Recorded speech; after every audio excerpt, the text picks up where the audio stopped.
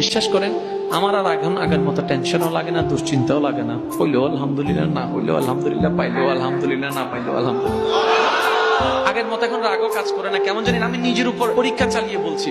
আপনি শুধু আপনার দুশ্চিন্তায়, টেনশনে, ভয়ে, তারপরে আপনার কেউ এসে বদনামের কথা শোনাচ্ছে, কেউ আপনার ক্ষতির কথা শোনাচ্ছে, কি করবেন ভবিষ্যতে এটা নিয়ে শোনাচ্ছে। শুধু আপনি একটা মাস, আমার কথাটা রাখেন, একটা মাস আপনি বুঝেন না বুঝেন, শুধু মনে মনে এদিকে শুনবেন আর মনে মনে বলবেন আলহামদুলিল্লাহ, আলহামদুলিল্লাহ, আলহামদুলিল্লাহ, আলহামদুলিল্লাহ। দেখবেন আপনি এক অদৃশ্য রকমের শক্তি অনুভব করতে পারবেন।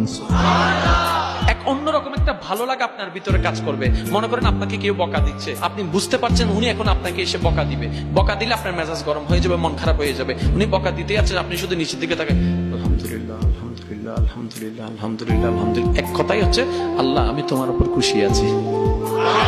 আপনি বাস এতটুকু বলেন আল্লাহ আমি তোমার উপর খুশি আছি, দেখবেন আপনার অন্তরটা প্রশান্ত।